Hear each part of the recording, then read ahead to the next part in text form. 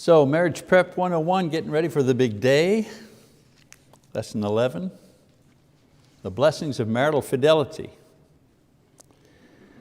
According to Rose Letham of Entrepreneur Magazine, here are the 5 professions or jobs that have the lowest and highest rate of divorce. Thought that would be interesting. Which jobs have the highest and lowest rate of divorce? So we start with the lowest. The jobs that have the lowest rate of divorce. Actuaries, 17%. Actuaries, those are the men and women who figure out the odds for insurance, I guess. Actuaries, insurance. Physical scientists and medical scientists, 18 and 19% divorce rate, low divorce rate. Ministers come in number 4. Ministers and software developers, 20% divorce rate. People say, ministers get divorced? You bet they do, yes they do. Physical therapists and optometrists. Where's Corey when I need to make fun of him? Huh? Physical therapists and optometrists, 21%. That's at the low end. At the high end, gaming managers in casinos, 53%. Bartenders, 52%. Flight attendants, general casino workers and factory workers, 50%. Telemarketers, 49%. Textile workers, 48%. Interesting, just thought you'd like to see those numbers. Speaking of divorce percentages, here are the 5 states that have the highest divorce rates according to the Wall Street Journal. Lowest and highest. The lowest, Massachusetts, Hawaii, New Jersey, New York, Minnesota, all in the 12% range. Isn't that amazing? And then highest, Arkansas, Idaho, Nevada, Louisiana, and Oklahoma. The highest divorce rates by state. One reason for the low, I was curious about why the low divorce rates in these states here and those other states, Arkansas and Louisiana, Oklahoma, that's the Bible Belt. One reason for the low divorce rate in these 5 states is the fact that except for Hawaii, these 4 states have the highest number of Roman Catholics whose religion forbids divorce. You can't get divorced if you're a Catholic. Even where there is adultery or infidelity, the innocent party needs to obtain permission from the church to divorce while remaining in good standing as a faithful Catholic within the church. I grew up Catholic in a Catholic province, and that's for sure. I can attest to this, absolutely. The difficult and lengthy process probably contributes to the low divorce rate in states with a high percentage of Catholic citizens. One more statistic about divorce, and this is the same no matter which religions or non-religious group you survey. The number 1 cause of divorce, infidelity, cheating on your spouse. Interesting thing about cheating on your spouse is that it is frowned upon by every group. Devoted Christians frown upon infidelity. Atheists frown upon infidelity. Same-sex marriage frown upon infidelity. It doesn't matter what group you are, cheating is, no matter how modern or whatever, cheating is still in our society today. A lot of things, the moral level is lower than it has been, but cheating is still a no-no, no matter what group you belong to. So there are many things that lead or cause infidelity: lack of communication, selfishness, boredom. But when stating the actual reason for the final and legal breakup of the marriage, infidelity is the cause that is most mentioned, according to stats. Now, I don't want my lesson or my approach to this problem to be framed in negative terms. don't cheat, don't divorce, since this would simply be stating the obvious and repeating things that you already know. Instead of this usual approach, I thought that it'd be both more informative and more encouraging to review some of the wonderful blessings that naturally arise when partners in a marriage remain faithful to one another. Now, before I talk about the blessings, I'd like to say a word about fidelity or faithfulness itself, so we can all be on the same page when we do move on to describing the rewards. Marital fidelity, the type of marital fidelity that I'm talking about this morning, has three basic components. First, complete fidelity. Complete fidelity. To bear the kind of fruit that I'm going to describe, the faithfulness in marriage must be complete. Your mind is faithful, your body is faithful, your words, your intentions are faithful. Fidelity is like a costly, fragrant oil that is reserved only for your partner.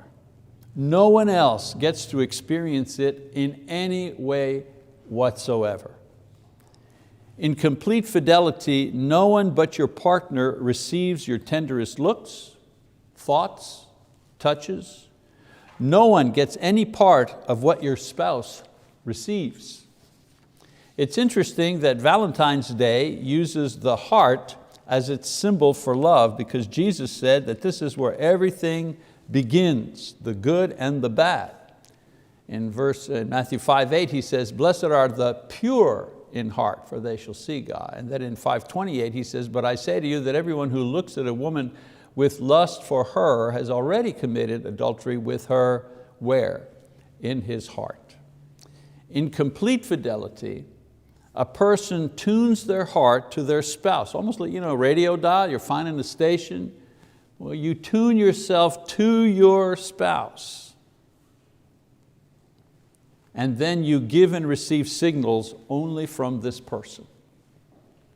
There's no daydreaming about what love would be like with another person. I mean, talk about undermining your relationship. Daydreaming, boy, I wonder what it'd be like with her, or with him, or with this person, or that person. There's no sexual pleasure with anybody else. Whether it be a fictional character in a book, a picture, a movie that gives various sexual thrills, or that harmless flirting that often ends up destroying a family. Complete fidelity means that you are totally devoted to your spouse in mind and body. The second component of marital fidelity, lifetime fidelity. There's a trick question on some premarital questionnaires that engaged couples fill out when they go for marriage counseling. It asks the following question: after you've tried everything to resolve your conflicts, what will you do? Divorce or separate? And it's amazing how many pick one of these two options instead of the third option, which isn't given, and that is keep trying, because divorce isn't an option. Some people go into marriage thinking, well, of course I'll be faithful. Of course I'll be faithful, unless my partner cheats.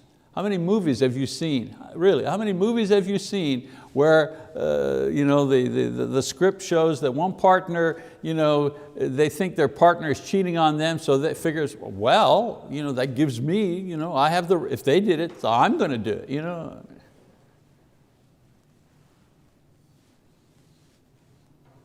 Some people think, I'll be faithful, well, unless I fall in love with somebody else. I like that. I like the line that some partners say to their partner after they've been unfaithful or have had an affair, a long time affair with someone else, and they say, it just happened.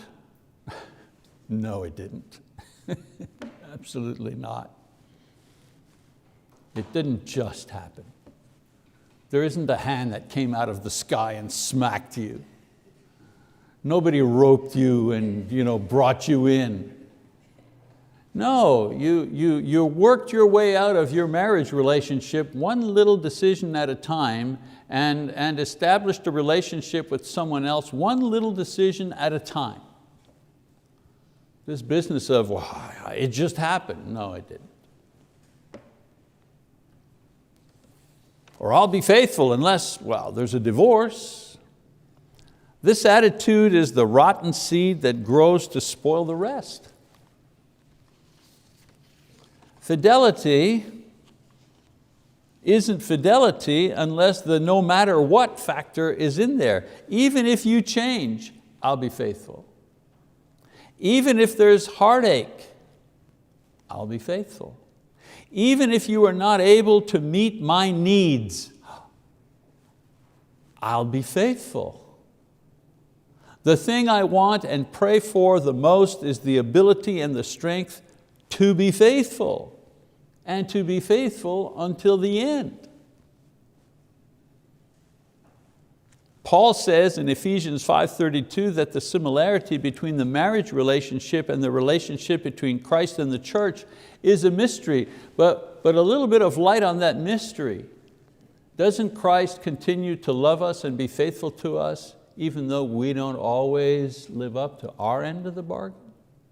Even though we fall short of doing the things we say we are going to do? He continues to love us, continues to be faithful to us. I think we get to experience the person of Christ in life in many ways through marriage. Through the attempt to exercise fidelity in marriage, we learn a little bit about what Christ has gone through in being faithful and loving us. Now, one thing we do know about these two relationships, the marriage relationship and the relationship between Christ and the church, is that, which isn't hidden in mystery, is the fact that the rewards assigned for each only go to those who are faithful to the end. So for marital fidelity to be produced, you have to have complete fidelity, lifetime fidelity, and then one more, growing fidelity. Growing fidelity. If you're not more faithful today than on the day you were married, your marriage isn't growing. It's easy to be faithful on your wedding day. Are you kidding me? I mean, she's beautiful, he's handsome, everybody's dressed up, it's all perfect. It's new, it's fresh, it's exciting. It's easy to be faithful. Wait till a couple of babies come along. Wait till 40 pounds comes along. That's another story after that. You see, the first two components are where you want to be, the ideal, the goal, complete lifetime fidelity. Growing fidelity, however, is where most of us are at. The key is to recognize the small nooks and crannies of our lives that are still unfaithful, still not given over to our loved one. Growing fidelity is nurtured by trials and tribulations and tests that challenge our commitment to remain faithful no matter what. In Genesis 2:24, the Bible says that a man and woman are said to cleave or to be fastened to one another. The glue that holds you together is faithfulness, and each time you grow in that faithfulness, the more secure the bond. Growing in complete fidelity with a view of remaining that way opens the door to a host of marvelous blessings, a few of which I'd like to share with you in this lesson. So the blessings of marital fidelity. If you have complete lifetime growing fidelity, here are some of the rewards of that. Peace of mind. Peace of mind. No matter how much money or power you have, no matter how blessed you are with health or success, if you don't have peace of mind, you can't enjoy any of your blessings. So marital fidelity is one of the chief factors that contributes to this state of mind. What great peace you have when you have no ugly secret between you and your spouse. What great peace exists in a home and family where everyone from the youngest child to the in-laws know that this man and this woman are completely devoted to one another. You like being around people who love each other. It's fun, you know? You like being around people who like each other and who don't have any secrets. I mean, just try being in have you ever visited friends that are in the middle of an argument when you arrive? How uncomfortable can that be?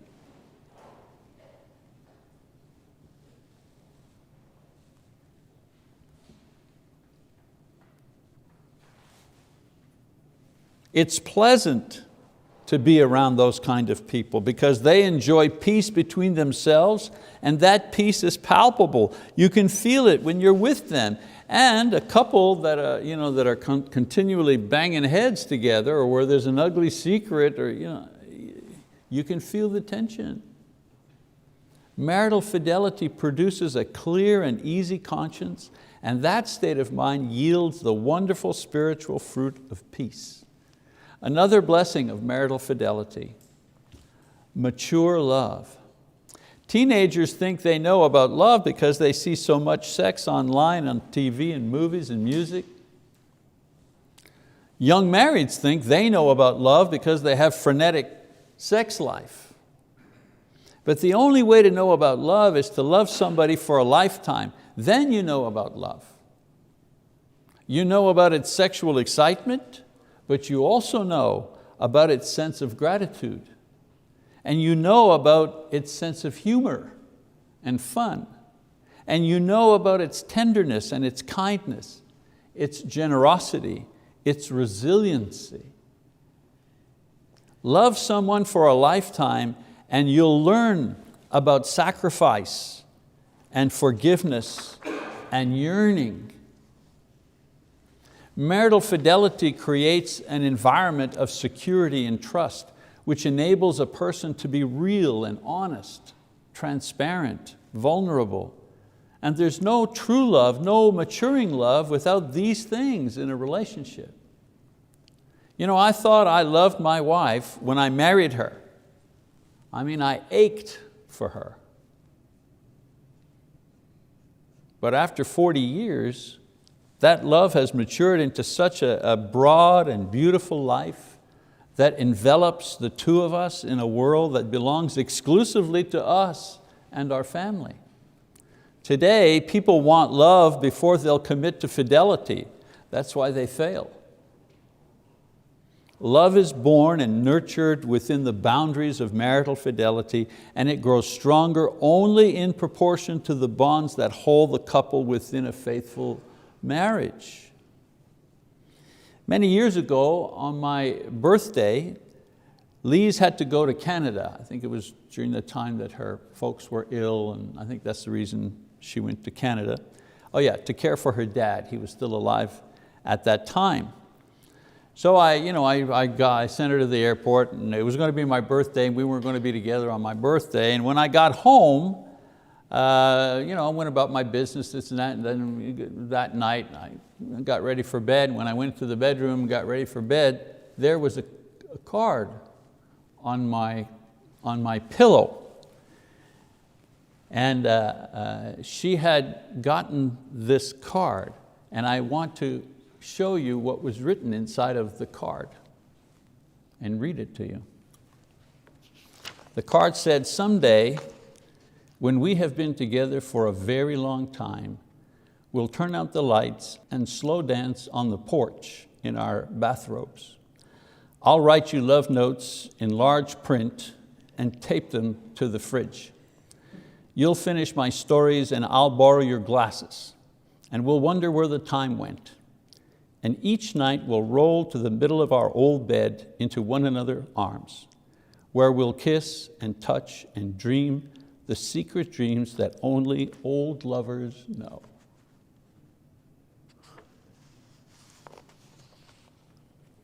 Only a faithful spouse can give and receive a card like this and it not be the height of hypocrisy. The third blessing of marital fidelity I want to share with you today: joy on earth. I believe God created marriage so we could taste the joys of heaven in advance here on earth. Let's face it, no other thing can make you feel so happy or so miserable than your marriage. It can be heaven on earth or it can be hell on earth. And the difference can usually be traced to fidelity and the degree of it that you have.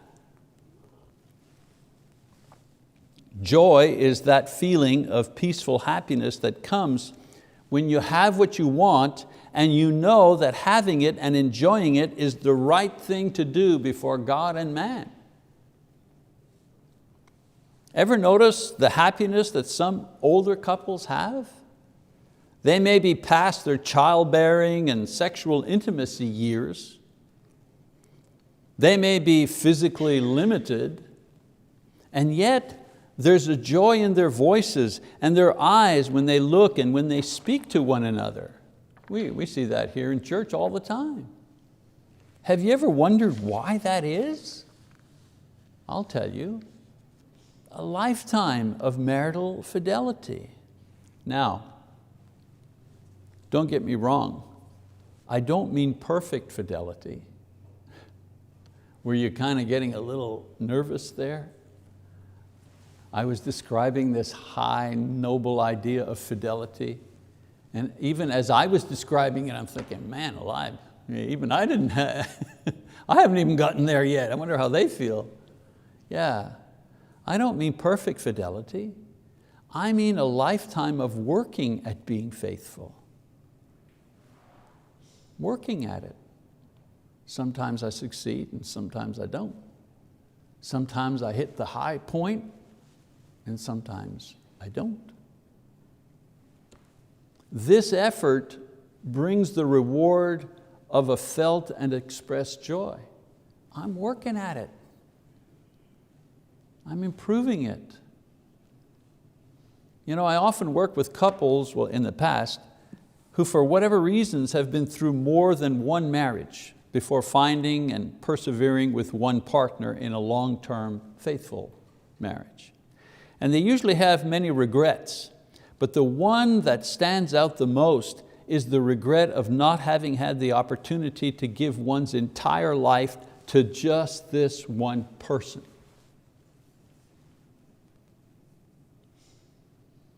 That's the regret that a lot of divorcees have when they enter into their second, even third marriage. They wish, oh, why couldn't I have found Joe? Why couldn't I have found Joe when I was 20, and just had Joe, and I could have had my whole life with Joe. We could have been together a whole lifetime. It doesn't matter, just change the name. Why couldn't I have met Betty when I was younger? We could have just been together. We could have been just us for our whole life. We could have been just us. It's that regret that they have. Lifetime marital fidelity yields a shared joy that nothing can take away or diminish. Lifetime fidelity is a privilege and a joy. It's not a burden.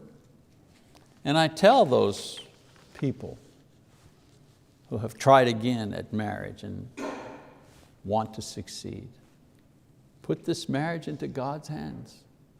Offer it to Him. Make this the time that you will have and will succeed at a lifetime of fidelity. God will accept it. God is the God of second chances and third chances and fourth chances. So if I had the chance to speak to everyone in the state, not just this class, about the subject of marriage, I'd leave them with the following thoughts. To the young, I would say, remain pure. Remain sexually pure because this pleases God and it remains your most precious gift to your future spouse. I'll tell you something else that I've learned in counseling people. Nobody ever regrets being a virgin on their wedding night. Nobody is ever sorry. Nobody is ever sorry that they're a virgin on their wedding night. Oh, they may be a little embarrassed because this is something new and this is, wow, this is something they've looked forward to and they're not sure and so on and so forth, but they're never embarrassed, they're never ashamed of it. They're never sorry for it. They're happy to be able to give the most precious thing they have of themselves to their partner. So most of you here are parents, grandparents. Continue to remind your children how important it is to be sexually pure. Number 2, to the unmarried, for whatever reason, because you've never been married or you've been married but now you're unmarried, I would say before you marry or marry again, make sure that your future spouse loves God and is absolutely dedicated to the principle of marital fidelity. I don't know, but I tell young people, hey, oh yeah, you're engaged, wonderful. What are you talking about when you talk? When you're going back and forth in your conversation, what are you talking about? Well, we're talking about the wedding. There's so much, the caterer, the flowers, the honeymoon. Oh dear, we have so many things that we're talking about. And I say to them, have you talked about marital fidelity? What? Yeah. Yeah, did you ask him if he is absolutely committed to marital fidelity? Well, I assumed. No, don't assume. Talk about it. What are we going to do to guarantee that we're going to be faithful to one another? What little safety things are we going to, what little safety latches are we going to put into our relationship? Lisa and I, we have safety latches. If I saw a woman that was appealing to me during the daytime for whatever reason, I went to the stores, a new member in the church, I don't know, and that woman somehow just, she was appealing to me, I would tell Lise. I says, hey, I got something to tell you. Oh yeah, what? I said, Sister Jones over there, yeah, I think she's hot. Oh, okay, good, I'm glad you told me. I just want to let you know. Well, that's good. You want to pray about that? Yeah, let's just pray about that. When you shine the light on something like that, you kill it. The next day I saw Sister Jones, whoop, nothing there. Why? Because the light of truth, shone on that potential sin and exposed it. Didn't even give it a chance. Didn't even have a chance to go any further. It's always funny to see Lise say hi to Sister Jones. Oh, hi, Sister Jones. What's that all about? Yeah, seek a godly mate. Figure out how you're going to be a godly couple. And to those who are married, whatever state your marriage is in, and no matter how long you've been married, no matter what's happened in your marriage, the first step in improving your relationship is by implementing and practicing the components of marital fidelity. Yeah, it's never too late to recommit to the idea of being faithful one to another. It's okay. Instead of saying, you know what, I love you, and we've been married 9 years and I still love you. That's good, that confession of love, we have to do that from time to time. Because the thing that men and women in marriage need the most is not money, although money is helpful, it's reassurance. Men need to be reassured that they're okay, that they're important, that they're appreciated. They need to be reassured. That's just the male character. And women need to be reassured that they're the one and they're the only one. Because every day there are new Sister Jones popping up. There are new models coming out. The styles change. She needs to be reassured that she is still the one, like that song says. And then finally, to everyone else, I would say that whether you are married, single, divorced, separated, widowed, or any state in between, Jesus Christ can help you to be at peace with God, at peace with your spouse, and at peace with yourself. Whatever marital state you're in, Jesus offers always to save your soul. Sometimes a marriage is lost and it can't be brought back, but Jesus promises that He can save your soul no matter what condition it's in. And many times peace comes to the partners in a marriage when they first make their own peace with God through faith in Christ. You can't find peace with your spouse if you're not at peace with God. You can't achieve that holistic, all-embracing, empowering faithfulness to your spouse if you are not first faithful to the one who enables a weak and sinful man or woman to aspire to such a lofty physical, emotional, and spiritual goal as lifetime fidelity. That's a big thing, that's a hard thing. We need God to help us achieve that. The first step, therefore, in achieving marital fidelity with your spouse is to make or renew your commitment to spiritual fidelity to Jesus Christ, who is not only the Lord of the Sabbath, but He's also the Lord of what we refer to as marriage. When He becomes the Lord of our marriages, then we really have an opportunity to achieve lifetime fidelity. Okay, so a few thoughts on the blessings of marital fidelity. 2 more lessons to go in our series. We'll be done. Thank you for your attention.